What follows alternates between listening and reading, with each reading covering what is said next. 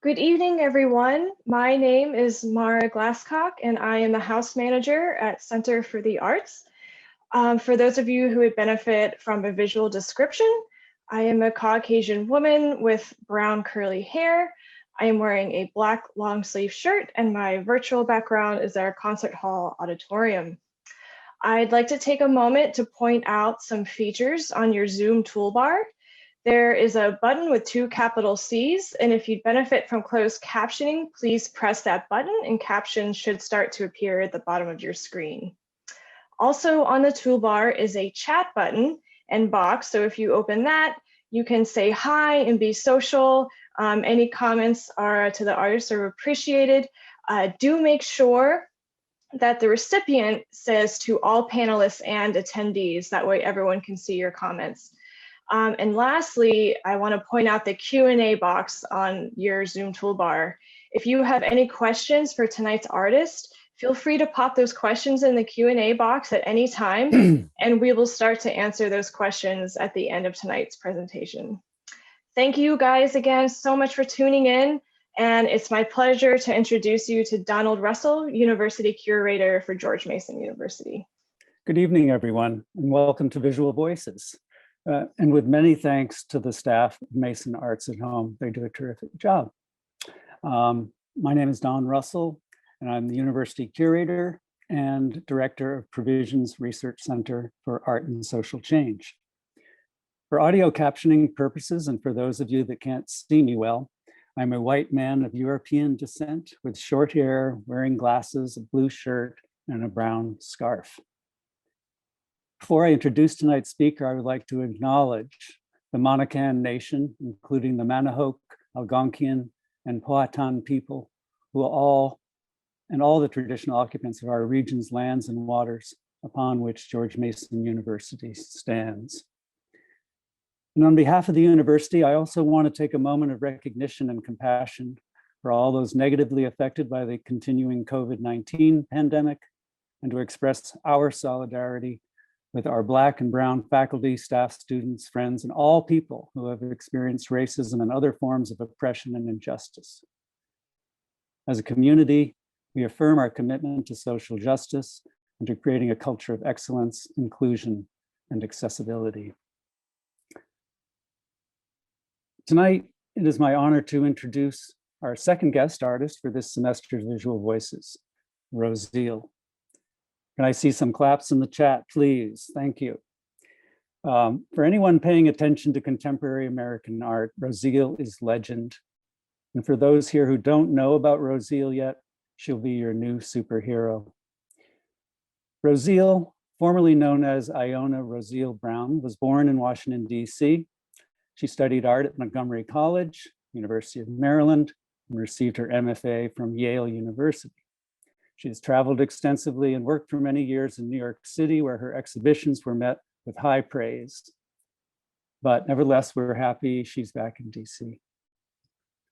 Rozeal has had solo exhibitions at Spelman College Museum of Fine Art in Atlanta, Georgia, Wadsworth Atheneum in Hartford, Connecticut, University of Arizona Museum of Art in Tucson, Arizona, and the Museum of Contemporary Art in Cleveland, in Ohio. She's shown at the High Museum, the Studio Museum of Harlem in New York, and the Corcoran Gallery of Art in Washington, D.C. Her works are included in collections at the New Museum of Contemporary Art in New York, the Hirshhorn Museum of Sculpture Garden here in D.C., and the Rubel Family Collection in Miami. Rozeal is also a DJ and performance artist featured in New York City's Performa Biennial. Rozeal's artworks capture more than the intersections of different cultures. Her works inspire a future of social progress and explorations of diversity, a visionary topic for a university in these times. Her research covers the many aspects of hip-hop culture, including music, fashion, graffiti, all to bring us a fascinating way to see our future visual culture. Rozeal had a recent show in DC. Perhaps she can talk about that. But without further ado, I introduce Rozeal. Thank you, Don Russell. I just wanted to say thank you to George Mason University for this opportunity.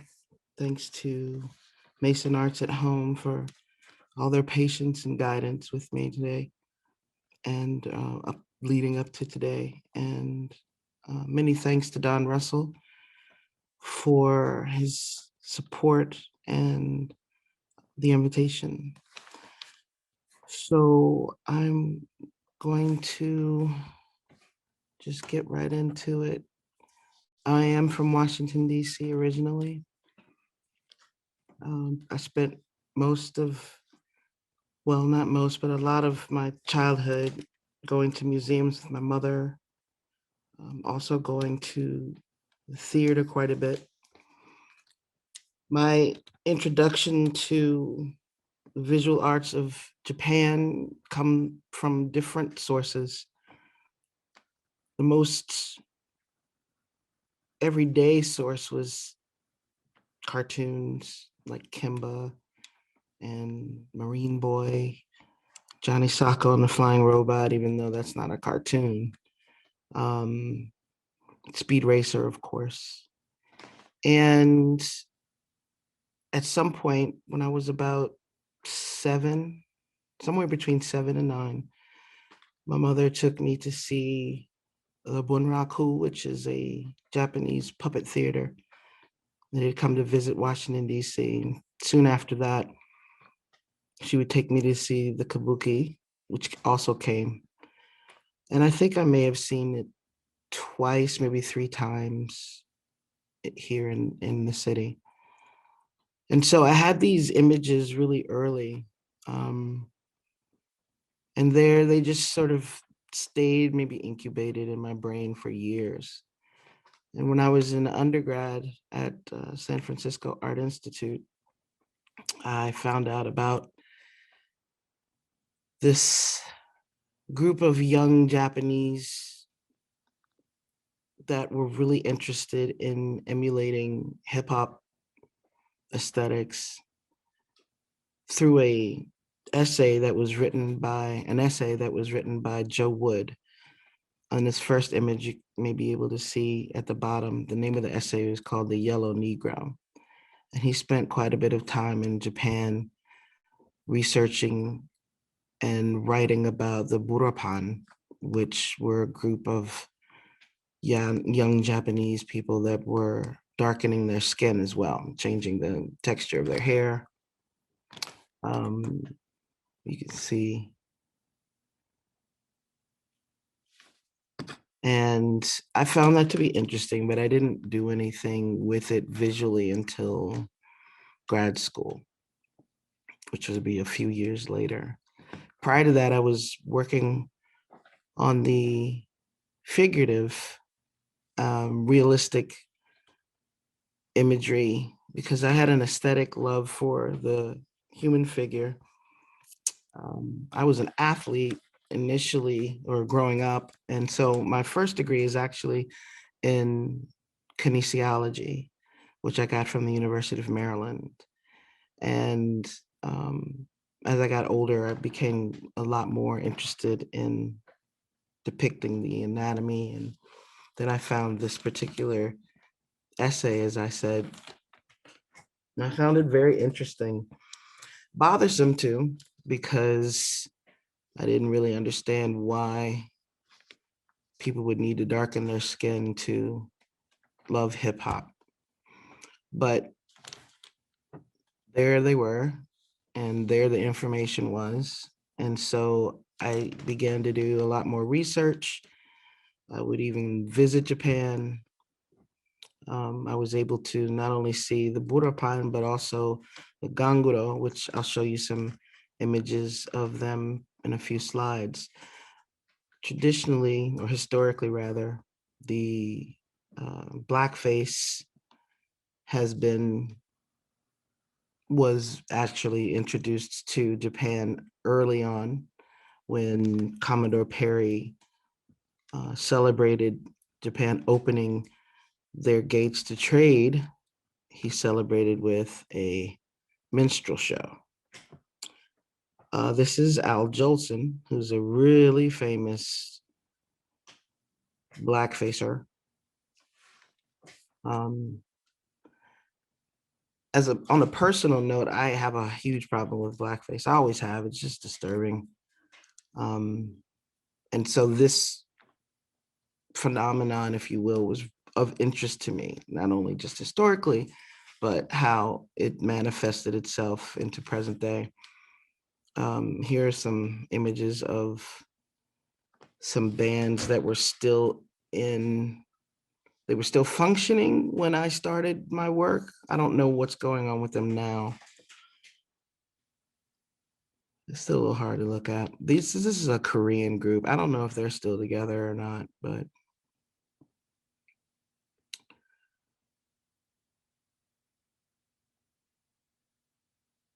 so I became really interested in not only the burapan, as I said, but the ganguro. And the ganguro is not connected to hip hop immediately anyway, but they are, or at least were, I don't know if they're still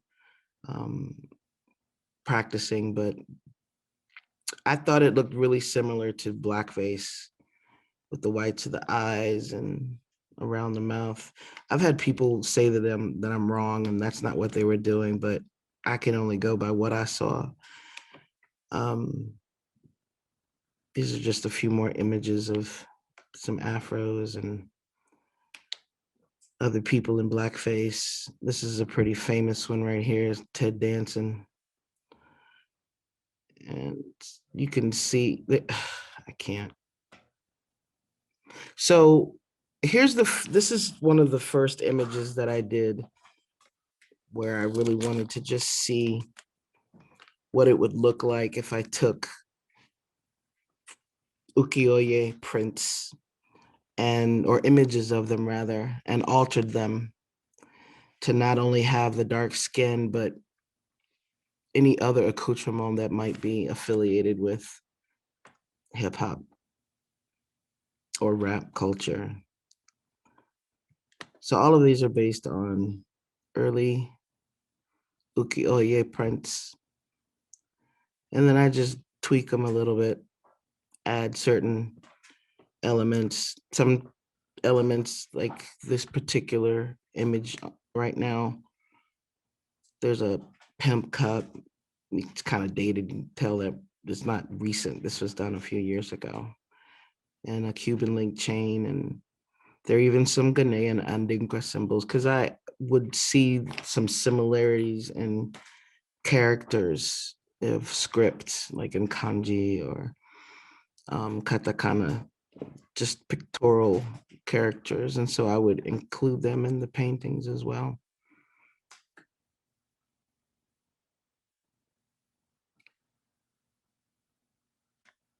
I also found a similar, not with the blackface so much, but there was a similar interest in hip hop in China as well. So this is Emperor Qianlong, who I came across from many different sources, not only just studying him historically, but I'm a lover of martial arts films. So a lot of times they'll reference the Qing dynasty in their battles or in the storyline actually. And so I decided to play around a little bit with that particular emperor. These are all different sizes. This particular one is, I think, like 10 feet. I think this one too is a pretty big one.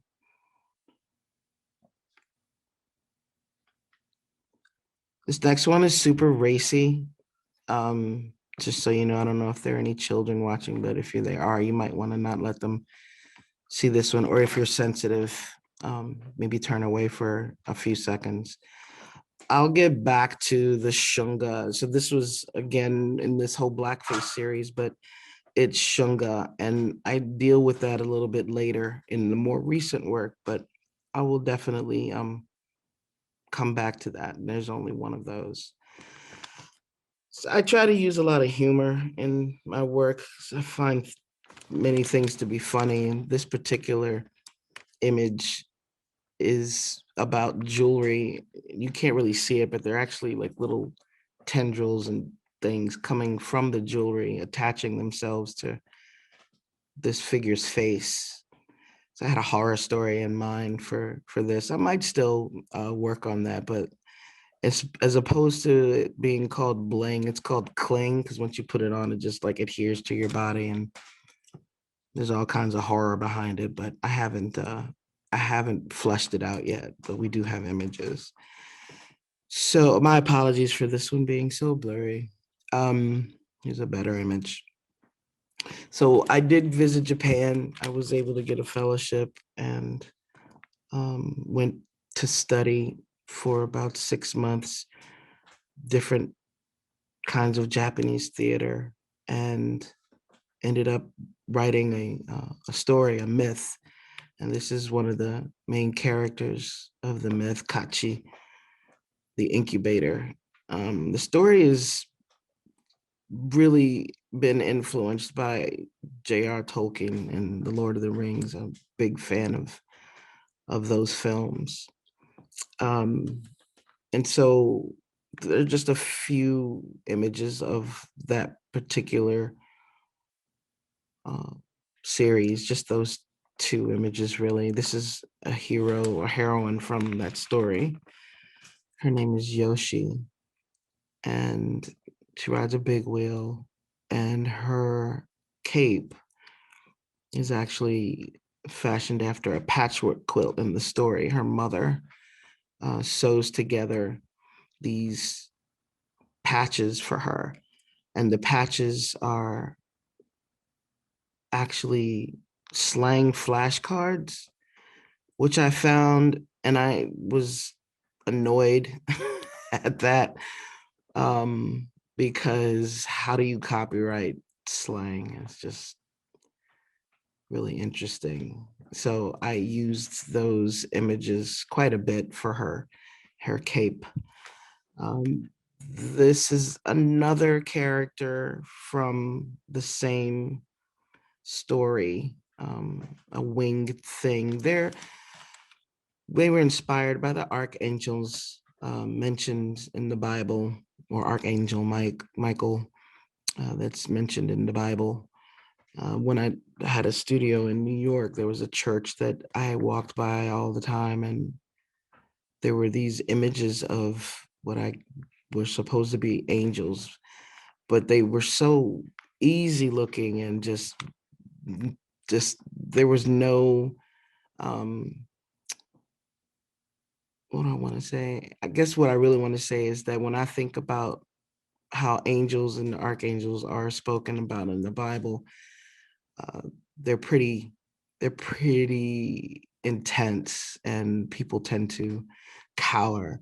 So I was trying to figure out a way to make an image of a winged thing that would be not necessarily it's frightening, but definitely different, and a little more intense than what I was seeing on this particular church that I would walk by.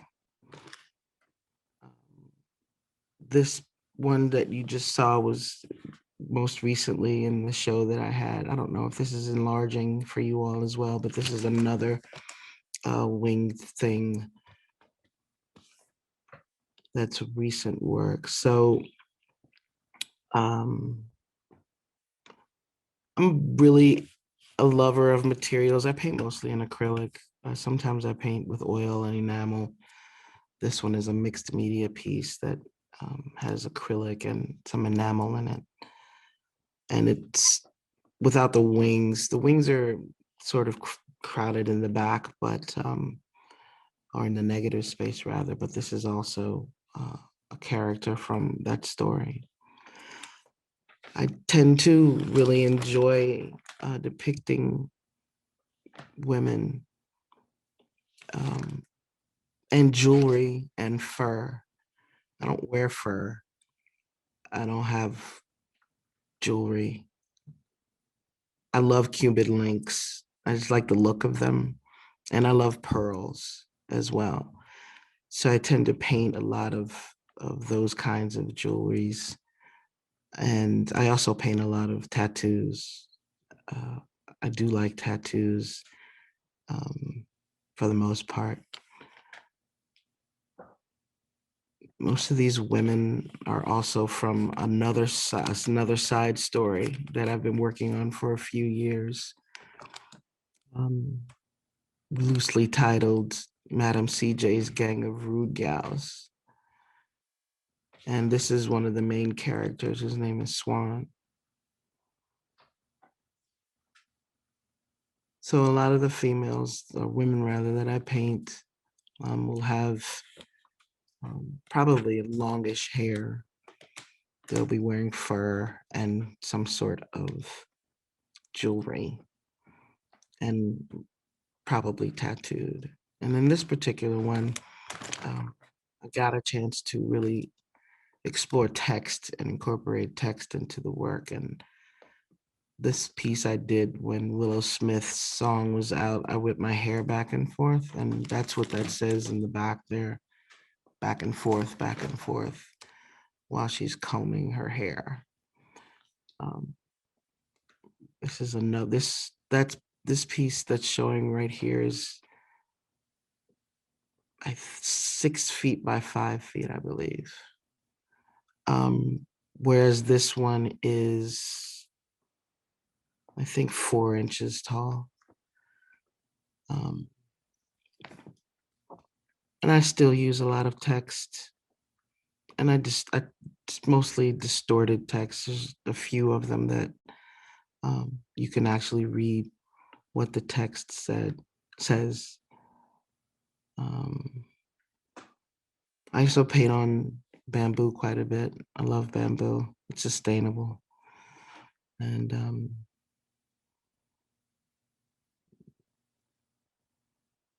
there was a period of time where I was working at a health food store, and I used to get a lot of their cardboard, the ones that weren't damaged or bent. And this was a sign that I had made for the store for mangoes. It didn't have the figure in it. It just had the mango, and mango was written in a lot smaller text. And then after I took the sign down, I continued to paint on it. This next one is also on cardboard. It was a sign for watermelons. And I just changed the orientation and added a figure to it.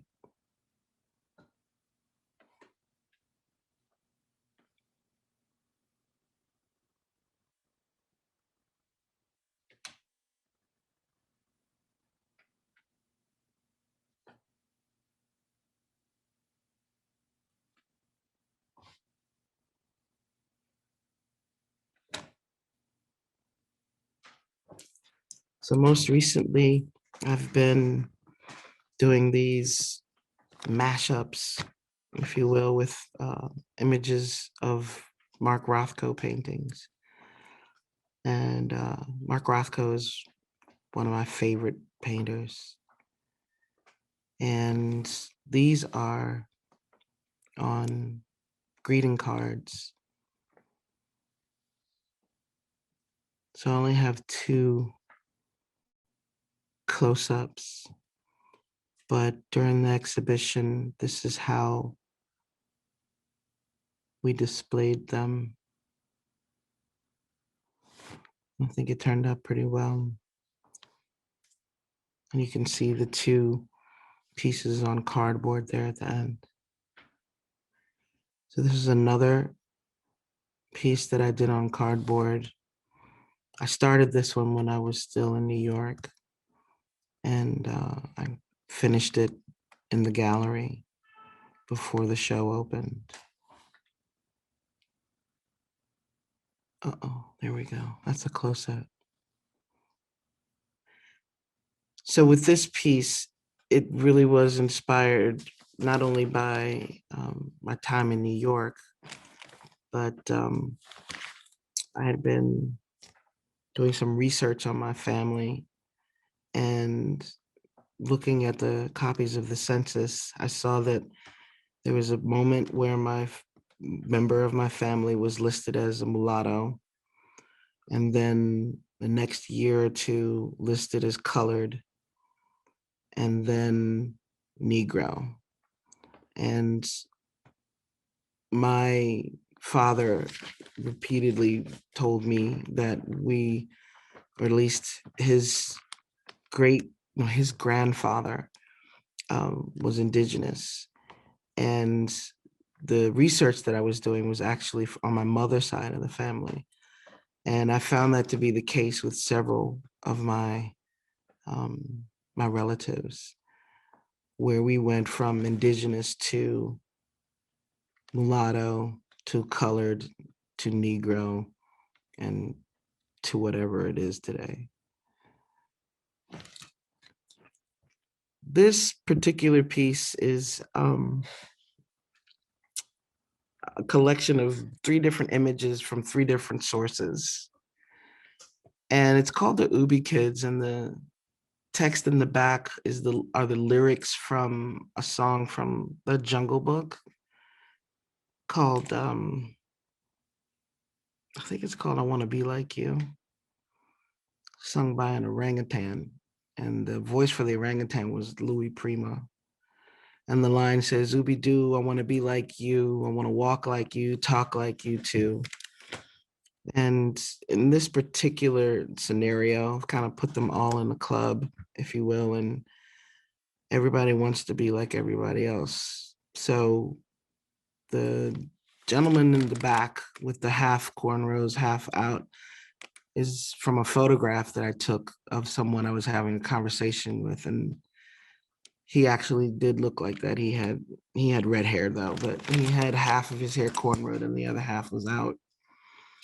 And the other 2 images I got from a magazine, or 2 different magazines, and just played around a little bit with hair and clothing. And I believe this one might be about 8 feet. It's 8 to 10 feet. I can't really remember off the top of my head. But I then move to couples.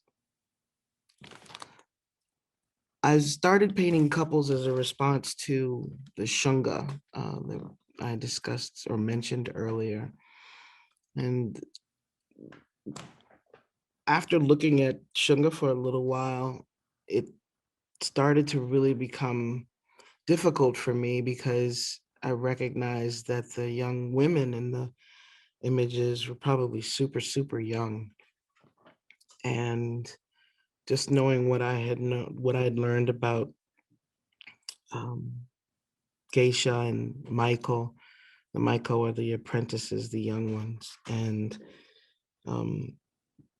that was really triggering a lot of my own trauma. And I wanted to try to find a way to give some age to the young women in those images, make them around the same age as the men.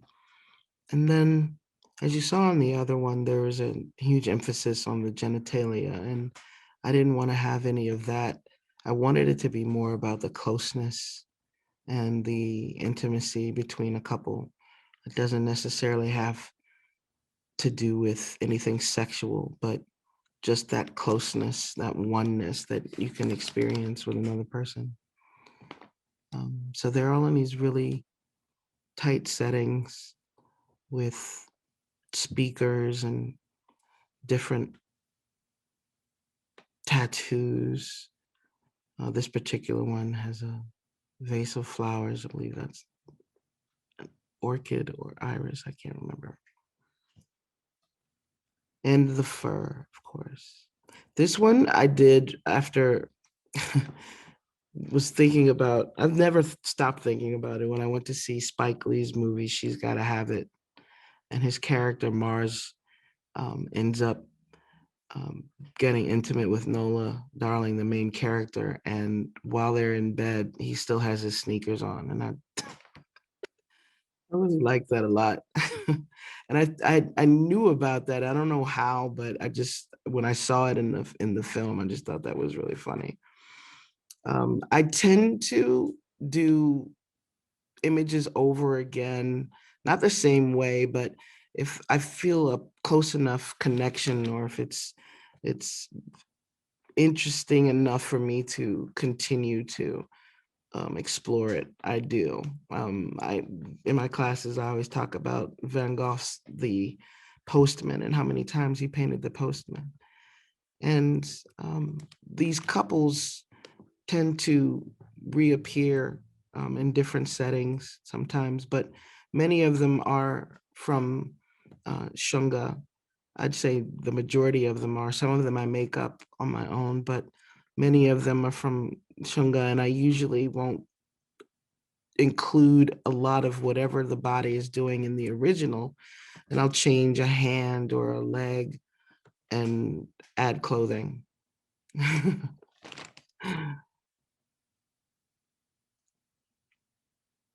This one I like quite a bit because the shoes and the hoodie on the male figure below were inspired by a new fashion line that Kanye West had released around that time. And the blue of the hoodie was gorgeous in real life, or at least on the computer. I think it was like Egyptian cotton or something. But in these paintings of the couples, I tend to try to make the man seem more sincere. There's always a convincing that has to occur where he lets her know, or is trying to let her know how honest he is, or that his intentions are pure. So in this one, he's holding her hand to his chest so she can feel how steady his heartbeat is. This is another favorite of mine. There we go. This is on 2 wooden panels. It's 12 by 5 feet. And the blue around the painting is actually painted onto the wall. The gallery Terzo Piano owner Giorgio Furioso came up with that idea to add the blue, and I think it really does a great job of propelling that image forward. This is a more somber image of the couples. They're older, more quiet. Some of them are pretty racy though, still. And this is actually a collage of different papers as well as paint. The collage is mostly in their clothing. In fact, I think all of the layers of the implied clothing, with the exception of maybe the dark red, are all collaged in. And I've been working on these couples for 10 years, a little over 10 years now, I think.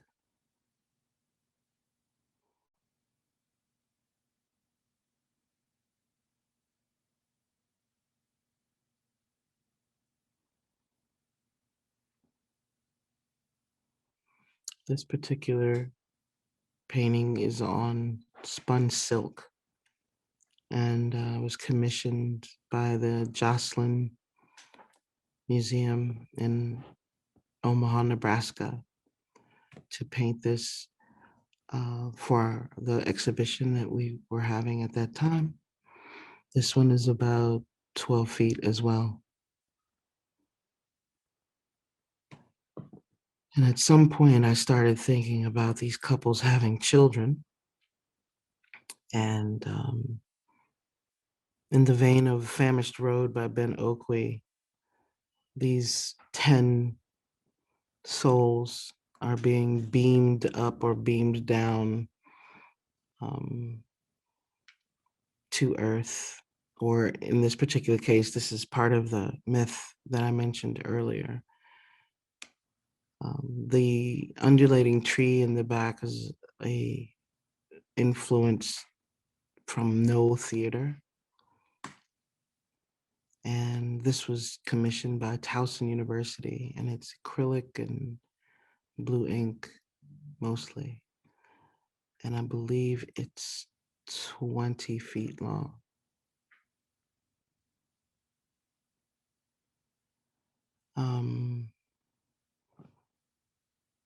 This is an early group of drawings that I did when I was in grad school, when I first started to explore the burapan and the notion of blackface in Japan. But what I was working on a lot of figurative work, again, like I said, when I came to find out about the burapan. I was even doing self-portraits of myself as in clan outfits with clown collars. But always figurative, mostly portraiture, self-portraiture. I would do self-portraitures myself in different historical paintings. This is after Michelangelo's The Sibyl. And this one is Sargent's Madame X. And that's it. That's all I have for you all today. Hello there. Hi there. How are you? That was great. Oh, thank you, Don. Really love having you. Now, we have some questions, which I'm going to go through. There's also a lot of nice comments. Thank you. I'm just going to go through these straight up. Okay. So I'm sorry, out of curiosity, did you paint them or Photoshop them? Now, of course, you did answer that question in your talk, but also the second question is about, you mentioned painting and bamboo and cardboard. Do you notice a difference between painting between the two and the traditional canvas board? So, you know, we've got a lot of art students here, so they're going to be asking you some technical questions. So maybe you could talk a little bit about your attitude towards materials. Obviously, very open. Yeah, I'm funny about materials. My first painting teacher at MC, Will Brunner. Who's in the audience, I think. Is he? Hey, Will. He knows I hate canvas. I hate it. But he doesn't know that I paint on it now. I've actually become a lot more open to painting on different surfaces. I've always painted on found objects. And when I was in undergrad in San Francisco, I would stop and pick up pieces of wood that I saw that were intact, and then take them back to the school and put some true gesso on them and paint them up. One of the images I showed at the end is on a found piece of wood. The difference for me is that, and part of the reason that I didn't really like canvas is because I like the rigidity, right? So the first few, not few, but I'll say the first few years when I came out of grad school, I was painting on paper and wood. And I've painted on masonite. I'm not crazy about it, but I've done that. It is nice and rigid. But what I'm finding is that the more, like I teach an introduction to acrylic and intermediate acrylic classes at MC. And what I find is that the more research that I do, the more I'm willing to try, because acrylic is so versatile. I also paint in oil, which I hated for a long period of time, but I love it. I can't even. I'm there for everything at this point. I paint on clothes. Here's another somewhat Sure. related question. Sure, yeah. Obviously, you're very influenced by Japanese wood blocks and such, but you actually don't do any printmaking per se, or do you?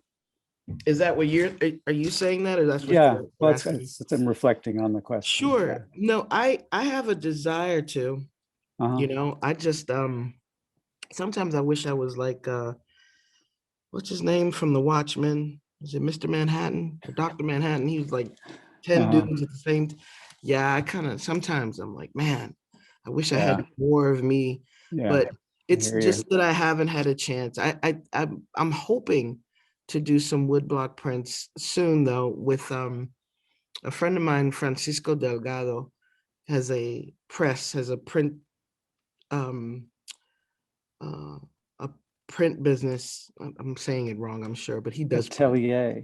Yes, thank you.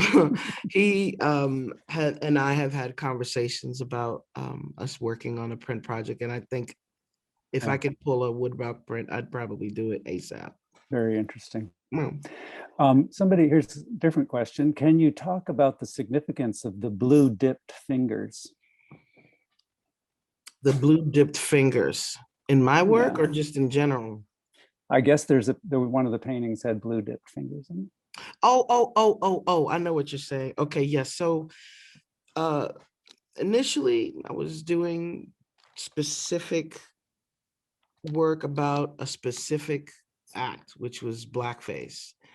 And out of the kabuki tradition, and more so the geisha makeup tradition, there's always this space between the makeup and the skin. And so that's why you'll see the dark skin and then there'll be a lighter skin, because I was talking about the burapan, right? At some point I started to make a shift and focus more on the spirit. And so I wanted to indicate that the spirit was different from the flesh.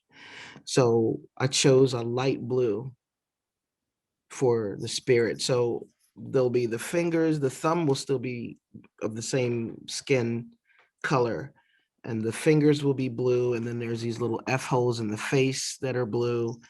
And then all down here, there's blue. So that's what it's connected to that. I see you, Jenny. You wanted me to talk about the Freddie Gray piece?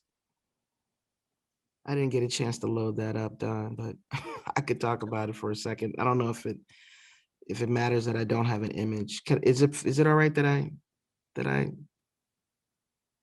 What? Yeah, if you want to talk about it, we can talk about Well, it. It's a little hard because everybody can't see it.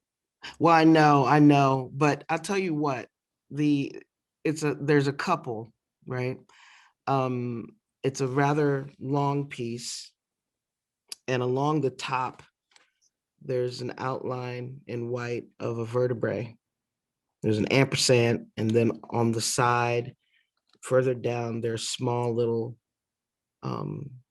rectangles that are sort of an abstraction of vertebrae. And then there's also stacks of tires covered in snow. What that piece is really about is, a lot of times when I do these couples pieces, I have a crush on somebody. Sometimes it's the same person. And this particular moment, there was somebody that I was really, really into. And then Freddie Gray was killed. I get real choked up about this because every time I talk about it, I start crying, because 80% of his vertebrae was separated from his body. I've never heard anything like that in my life. And as much as I was really into this guy, I couldn't justify going forward with it when something like that had happened. And I felt like I just wanted to focus more on how am I going to discuss that? Because I don't typically pick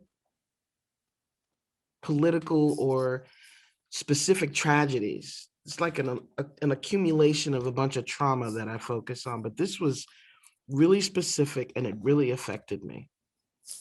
So that's what that piece is about. I don't know if there's a way to see it online, and I apologize for not being able to upload it in time, but that's what Jenny was asking me.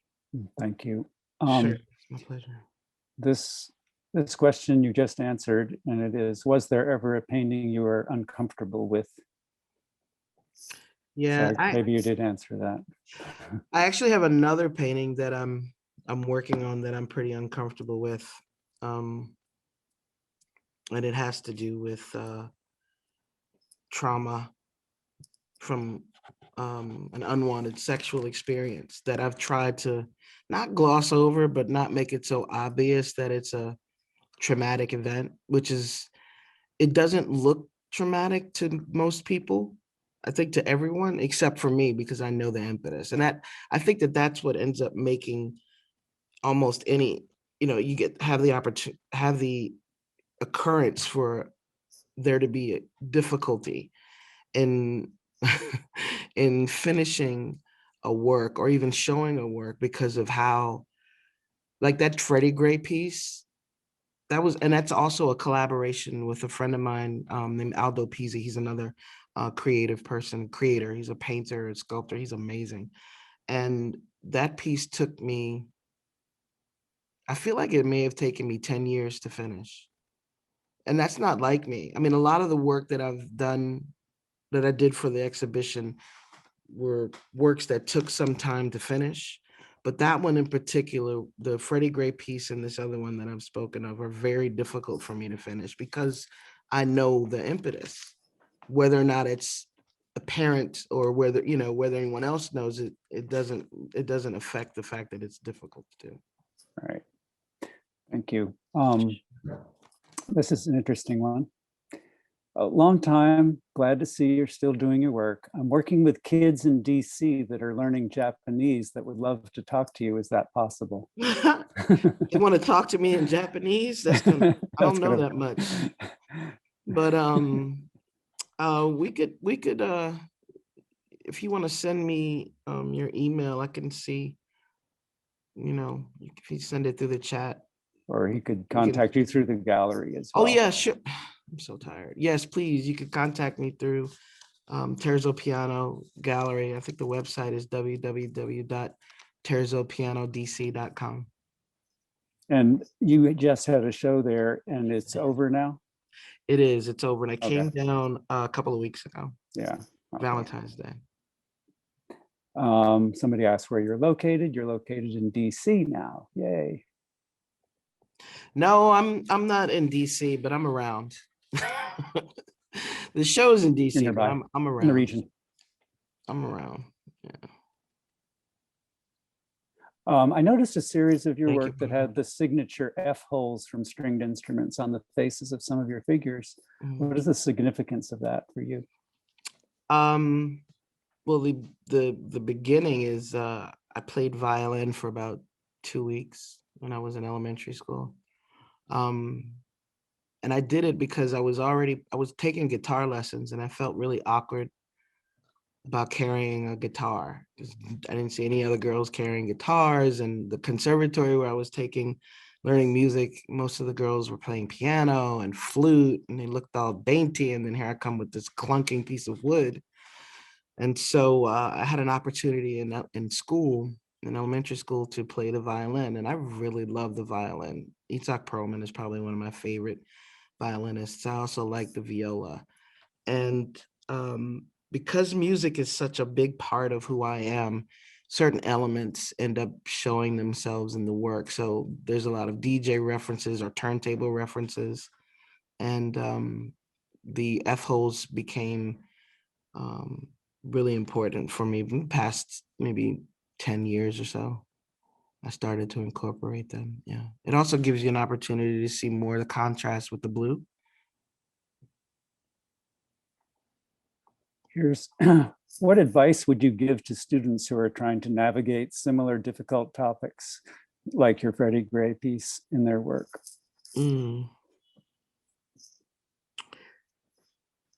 Well, I would say that at some point, it may not have to happen immediately. It may come a little bit later, but you want to figure out if it's something that you want to show or if it's just for you. And either one is fine. I think that it's important to address trauma and negative experiences. I think you have to deal with it because it's in you, right? Like it happens. And so you either have to find out a way to deal with it. I pray a lot. So I pray a lot of my pain away. But I also use paintings as prayers, and it does help. I think that there's a point where you have to know that the art is really the most important thing, and don't try to fight whatever it is that the art is calling for, because it'll come out. And then if you're completely honest, then you'll probably end up with a pretty amazing piece of work. Terrific. I hope that answers. Terrific. Well, that was a very good, I think a very good ending, and we could just finish it up there unless there's anything else you want to add. Thank you. Thank you. You're welcome. Yeah, I mean, and it's a crazy time. So I appreciate anybody that's, willing to show an interest in my work, or, everyone that came to the gallery to see it, and everybody who's here at the talk. It's just, it's really wonderful that people are into the work, because that's not guaranteed. So I'm appreciative of all the support that I can get in any shape or form. Sure. Great. Well, with that, we will bid you all good night, and thank you so much for attending. And we will have this archived on the Mason Exhibition site probably next week. Awesome. Good night. Night. Thanks.